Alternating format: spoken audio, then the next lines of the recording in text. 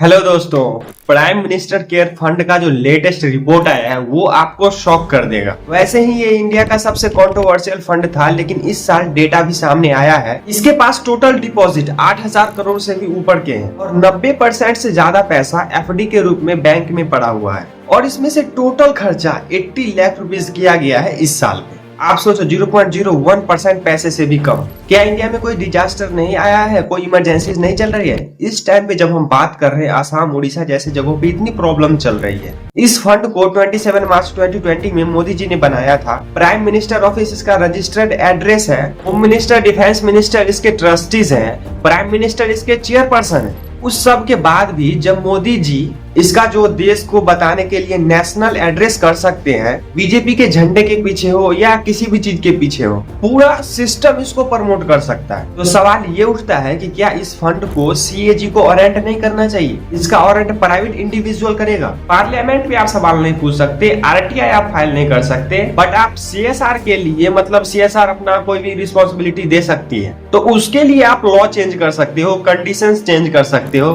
बाकी CM care fund के लिए नहीं हुआ है किसी वेस्टेज में, बट इस फंड के लिए किया गया है। बट इस फंड का पैसा किस इंडिविजुअल को उसका टेंडर दिया जा रहा है? वैसे जो 80 लाख रुपए खर्च करे हैं, पहले भी खर्च करे हैं, उसमें से किस इंडिविजुअल को दिया जा रहा है, किस प्रोसेस के थ्रू दिया जा रहा है? आपको कुछ समझ आ रहा है कि कितने वेंटिलेटर खरीद लिए भाई? तो इतने खरीद लिए। कौन सी कंपनी से खरीद लिए? तो इस कंपनी से खरीद लिए। क्यों वो खरीद लिए? किस लिए खरीद लिए? क्यों वो प्राइस डिसाइड हुई? कुछ पता चल रहा है? प्राइवेट ऑडिटर ऑडिट कर देगा। See imagine the audacity of the government। और इसे आप वर्ल्ड से भी कंपेयर करें, यूके, यूएस, कहीं से आप कंपेयर कर लें भाई, कहीं भी आपको ऐसा देखने को नहीं मिलेगा कि ऐसा कोई फंड बनाया गया हो और उसके बाद उस फंड का यूज अपनी प्राइवेटली किया गया हो।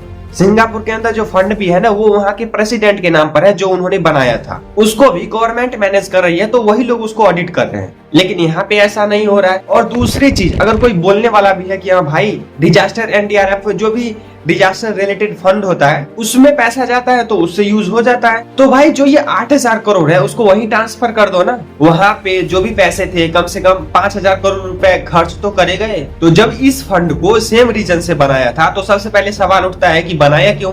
उसी को दे दो। तो अब सवाल ये उठ रहा है कि ये फंड बनाया ही क्यों गया था?